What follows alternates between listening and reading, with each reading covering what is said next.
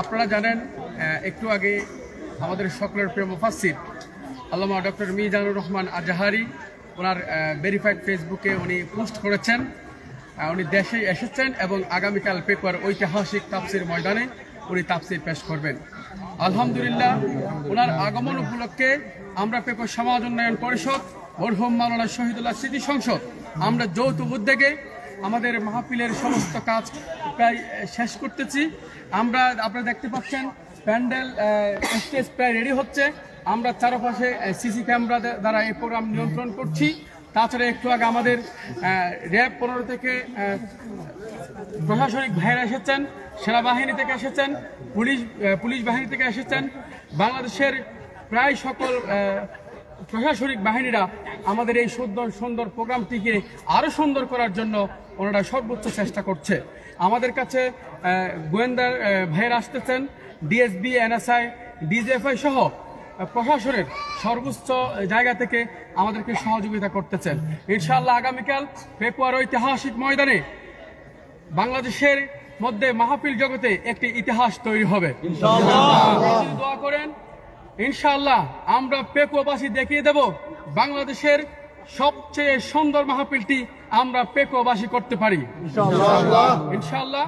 আমরা যথেষ্ট পার্কিং এর ব্যবস্থা করেছি, আমরা খাওয়া দাওয়ার ব্যবস্থা করছি, আমরা মানুষকে বসার জন্য ব্যবস্থা করেছি। যারা সরাসরি প্যান্ডেলে বসতে পারবেন না তাদের জন্য আমরা মাহফিলের চতুর্পাশে আমরা এলইডির ব্যবস্থা করছি। সব মিলে সুন্দর আয়োজনে আপনারা যথাসময়ে চলে আসবেন। আলহামদুলিল্লাহ আপনারা দেখতে পাচ্ছেন আমাদের অনেক মিডিয়ার ভাইয়েরা চলে আসছেন। সামনে যারা মিডিয়ার ভাইয়েরা আসবেন আপনারা চেষ্টা করবেন এই সুন্দর প্রোগ্রাম শুধু আমার একক দায়িত্ব না, আপনাদের সুন্দর করার দায়িত্ব। মানুষের যেন কষ্ট না হয় আপনারা সেদিকে লক্ষ্য করবেন। আর যারা টিভি চ্যানেল থেকে যে সমস্ত ভাইয়েরা আসবেন সরাসরি জাতীয় টিভি টেলিভিশন, আপনারা আমাদের কমিটির সাথে যোগাযোগ করবেন। আমরা আপনাদেরকে সুন্দর জায়গা থেকে প্রোগ্রামটি সম্প্রচার করার জন্য আমরা আপনাদেরকে সহযোগিতা করবো ইনশাআল্লাহ। সম্মানিত ভাইরা আপনারা ইনশাআল্লাহ জেনে আর খুশি হবেন এই পেকুয়ার ময়দানে আগামীকাল 3 ঘটিকার ভিতরে আমাদের সকলের প্রিয় মুফাসসির আল্লামা ডক্টর মিজানুর রহমান আজহারি এসে পৌঁছবেন ইনশাআল্লাহ। তাছাড়া আমাদের সকলের প্রিয় ব্যক্তিত্ব ডক্টর শফিকুল ইসলাম মাসুদ ভাই উনি সন্ধ্যা 6টায় এই প্রোগ্রামে বক্তব্য রাখবেন ইনশাআল্লাহ। আমাদের সকলের মুফাসসির একে একে সকাল 10টা থেকে তাদের কণ্ঠে আপনারা কোরআন ও হাদিসের আলোকে তাফসীর শুনতে পারবেন। নেওয়াজ ভাই একটা প্রশ্ন বলেন, মিজানুর রহমান আজহারি ভাই কয়টা আলোচনা করবেন একটু জানাবেন। ইনশাআল্লাহ আমরা চেষ্টা করতেছি ওনাকে রাত 8টার পরই আমরা ওনাকে ওনার কণ্ঠে কোরআনের বাণী শুনবো। যেহেতু এখানে দূর দূরান্ত থেকে লক্ষ লক্ষ মানুষ আসবে সেই কথাটা চিন্তা করে আমরা যেহেতু মানুষগুলোকে চলে যেতে হবে আবার আমরা চেষ্টা করব 10টার ভিতরে এই সুন্দর প্রোগ্রামটি সমাপ্ত করার জন্য। যেহেতু এটা একটা গ্রাম অঞ্চল উপজেলা পর্যায়ে আপনাদের যাওয়ার জন্য কষ্ট না হয়, রাত যেন বেশি না হয় সেদিকে লক্ষ্য রেখে সকাল 10টা থেকে আমরা শুরু করব, রাত 10টায় শেষ করার জন্য সর্বোচ্চ আমরা চেষ্টা করব ইনশাআল্লাহ। আর কোনো প্রশ্ন? আমাদের মাননীয় সাবেক যোগাযোগ প্রতিমন্ত্রী সালাউদ্দিন আহমেদ ওনার উপস্থিতিটা আপনারা কিভাবে করবেন? জি অনলাইন নাকি অফলাইন? আপনারা জানেন এই বিশাল প্রোগ্রামের সম্মানিত প্রধান অতিথি গণপ্রজাতন্ত্রী বাংলাদেশ সরকারের সাবেক যোগাযোগ প্রতিমন্ত্রী জনাব আলহাজ সালাউদ্দিন আহমেদ। উনি এই মুহূর্তে লন্ডনে আছেন, তো উনি আসতে পারবেন না, কিন্তু উনি আমাদেরকে আশ্বস্ত করেছেন ওনার পিএস এবং পেপোনার যে প্রতিনিধি আছে ওনাদের মাধ্যমে আমরা সর্বোচ্চ জানতে পারলাম ইনশাআল্লাহ উনি আগামীকাল এই প্রোগ্রামে সরাসরি ভিডিও লাইভে এসে উনি ইনশাআল্লাহ এলইডি প্রজেক্টরের মাধ্যমে বক্তব্য রাখবেন। যেহেতু উনি বিএনপির কিছু কাজের জন্য উনি বর্তমানে লন্ডন অবস্থান করছেন, আমরা সে বিষয়ে আমরা আলহামদুলিল্লাহ এটা নিশ্চিত হলাম। আমাদের মাঝে বাদে মাগরিব বক্তব্য রাখবেন কক্সবাজার জেলা জামাতের কর্মপরিষদ সদস্য জনাব আব্দুল্লাহ ফারুক ভাই। এরপর বক্তব্য রাখবেন কক্সবাজার জেলা জামাতের আমির অধ্যক্ষ নূর আহমেদ আনোয়ারি। এর পরে বক্তব্য রাখবেন আমাদের সকলের প্রিয় যুব সমাজের আইডল জনাব ডক্টর শফিকুল ইসলাম মাসুদ। এর পরেই আমাদের বক্তব্যের পর্ব শেষ হওয়ার পরপরই তাফসির পেশ করবেন আমাদের সকলের প্রিয় মুফাসসির আব্দুল্লাহ আল আমিন।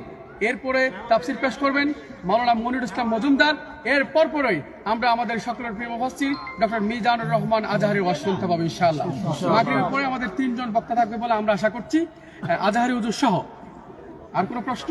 অধিবেশনটা সম্পর্কে একটু বিস্তারিত বলুন। অধিবেশন সকাল 9টা থেকে আমাদের প্রোগ্রাম শুরু হবে জুমা পর্যন্ত, জুমার সালাত পর্যন্ত আমরা এই বিশাল মাহফিলে তাফসির পেশ করবেন আল্লামা কামরুল ইসলাম সাইদ আনসারী, শেখ জসিমউদ্দিন রহমানী, মাওলানা আব্দুল হাই মোহাম্মদ সাইফুল্লাহ, মাওলানা ডক্টর হাবিবুর রহমান, শেখ মোহাম্মদ জামাল উদ্দিন। ওরা করবেন জোহর নামাজ সহ সকাল 9টা থেকে। এরপর পরে তাফসির পেশ করবেন। আগামী বছর আপনাদের কোনো মহিলা ওয়াজ শোনার কোনো ব্যবস্থা করবেন কিনা? আমার একটা প্রশ্ন। আমরা সে বিষয়ে যেহেতু আমরা পুরুষের প্যান্ডেল করে এই জায়গায় সংকলন করতে পারতেছি না, এটা আমার পক্ষে কখনো সম্ভব হবে বলে আমি মনে করি না আপাতত। বাকিটা উপরওয়ালা জানে। আমাদের জোহরের পরে, জুমার পরে তাফসির পেশ করবেন শেখ মুফতি কাজী ইব্রাহিম, মাওলানা সাদিকুর রহমান আল আজহারি, শেখ সালাউদ্দিন মাক্কি, মাওলানা আবুল কালাম আজাদ আজহারি। তা আমরা এর মধ্যে কিছু এদিক সেদিক হতে পারে, আসা যাওয়ার উপর নির্ভর করে আমরা সকাল 7:30টার ফ্লাইটে একসাথে 7 জন বক্তা চলে আসবেন পেপার ঐতিহাসিক মাহফিলে। সুতরাং আলহামদুলিল্লাহ আব্দুল আলম ভাই এবং মুফতি কাজী ইব্রাহিম হুজুরের প্রোগ্রাম এদিকেই আছে, সাতকানে আছে, মনিরুল ইসলাম মজুমদার হুজুরের প্রোগ্রাম আছে কুতুবদিয়া আজকে। সুতরাং সকল বক্তা আমরা ইনশাআল্লাহ পাবো বলে আমরা আশা করছি। আমাদের সকলের প্রিয় মুফাসসির আমির হামজা ভাই এর সাথে আমার এখনো পর্যন্ত কথা হয়নি। আমার লাস্ট কথা ছিল উনিও ভিডিও কনফারেন্সের মাধ্যমে, যেহেতু ওনার ফ্যামিলির ওনার আব্বার অনুরোধে ওনার একটা প্রোগ্রাম হচ্ছে, উনি ওখানে থাকতে পারেন, কিন্তু উনি ভিডিও কনফারেন্সে কথা বলার মতো আমার লাস্ট কথা হয়েছিল। বাকিটা ওনার ব্যাপারে আমরা এখনো পর্যন্ত নিশ্চিত হয়নি। উনি ছাড়া বাকি সবাই ইনশাআল্লাহ এই প্রোগ্রামে বক্তব্য রাখবেন। হযরত আমার একটা প্রশ্ন, জুমার নামাজ কার নেতৃত্বে? জুমার নামাজ আমরা আশা করছি শেখ মুফতি জসিমউদ্দিন রহমানী এবং আব্দুল হাই মোহাম্মদ সাইফুল্লাহ, এই দুইজনের সমন্বয়ে ইনশাআল্লাহ, যেহেতু 3টা বিষয় খুতবা, সালাত এবং বক্তব্য, 3টা বিষয় আমরা 2 জন দিয়ে শেষ করব। ওরা একজন আরেকজনের প্রতি খুবই আন্তরিক, ওরা দুইজনেই খুবই আন্তরিকতার সাথে এই কাজটি সম্পন্ন করবো। আমরা 2 জনের উপর দায়িত্ব দিয়ে দিয়েছি। সকলে ভালো থাকবেন। আমাদের পেপার ঐতিহাসিক মাহফিলের জন্য আপনারা সকলে দোয়া করবেন ইনশাআল্লাহ। আল্লাহ তাআলা যেন আমাদের এই সুন্দর প্রোগ্রামটি। একটা আবেদন ছিল, বলেন। লাইভ সম্প্রচারের সুবিধার্থে তো ওয়াইফাই ব্যবস্থা করে দিলে মনে সুবিধা হতো। ওয়াইফাই ব্যবস্থা হবে না, যেহেতু আমাদের এটা একটা গ্রাম অঞ্চল না, এটা কয়েকটা মিডিয়ার জন্য, আমাদের পার্সোনালের জন্য, অন্য কোথাও।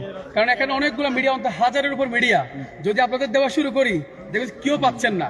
এর জন্য শুধুমাত্র ওয়াইফাইটা শুধুমাত্র আমাদের অফিসিয়াল ফেসবুকটা, আপনারা যারা এই প্রোগ্রামটি দেখার ইচ্ছা পোষণ করছেন তাদের জন্য আমরা আমার যে ফেসবুক পেজ নিয়ামতুল্লাহ নিজামী, এই পেজে আমরা সকাল থেকেই পুরো প্রোগ্রামটা আমরা টেলিকাস্টের মাধ্যমে আমরা সম্প্রচার করব। আপনারা ওখানে দেখতে পারেন। তাছাড়া আমাদের অনেক ভাইয়েরা হয়তো লাইভ সম্প্রচার করতে পারে, ওখানে দেখবেন আমরা আশা করছি। তবে আমরা নেটওয়ার্ক থাকবে বলে মনে করতেছি না, কারণ এখানে যে জনসমাগম হবে, আমরা 5 থেকে 7 লাখ বা 10 লাখ মানুষের সমাগম হবে বলে আমরা মনে করছি। এটা গ্রাম অঞ্চল, এখানে আপনি পারবেন না, চাইলেও পারবেন না।